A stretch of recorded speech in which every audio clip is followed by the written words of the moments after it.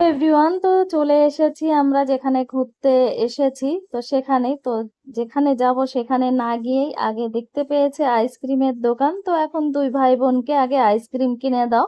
তো এই যে আইসক্রিম কিনে দেওয়া হয়েছে, এখন এই যে খেতে খেতে যাচ্ছে, মানে আগে এদের শান্ত করতেই হবে। তো দেখো, এই যে দেখতে পেয়েছে লাইট, এখন এদের লাইট চাই। মানে ছোট ছোট বাচ্চাদের নিয়ে ঘুরতে গেলে কিন্তু ভীষণ সমস্যা হয়।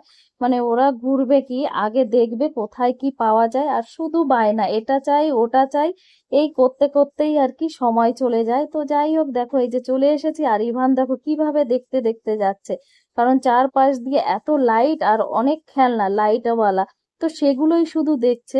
তো দেখতে দেখতে দেখো আমরা চলে এসেছি। যেখানে যাব সেখানে যেতে কিন্তু মাত্র 2 মিনিটও সময় লাগবে না, মানে রাস্তা পার হতে। কিন্তু সেই রাস্তা পার করার জন্য দেখো আমাদের কোথায় যেতে হচ্ছে।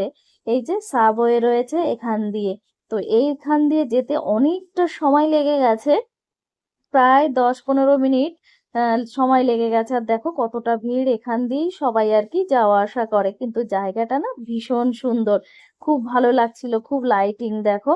তো এই যে এখান থেকে এই যে আবার এই যে বেরিয়ে পড়লাম, এখনো উপরে উঠতে কিন্তু অনেকটাই সময় লাগছে। তো যাই হোক, ফাইনালি এসেছি, আর এতটা কষ্ট হয়ে গেছে যে আমি পুরো ঘেমেই গেছি। এই যে চলে এসেছি, আর দেখতে কিন্তু ভীষণ ভালো লাগছে এই ইন্ডিয়া গেটটাকে। আর রাত্রের বেলাটাই আর কি লাইটিংটা ভীষণ সুন্দর লাগে, দিনের বেলাটা অতটা ভালো লাগে না। তো যাই হোক, দেখো এই যে এরা এখন ফটো তুলছে এখানে দাঁড়িয়ে।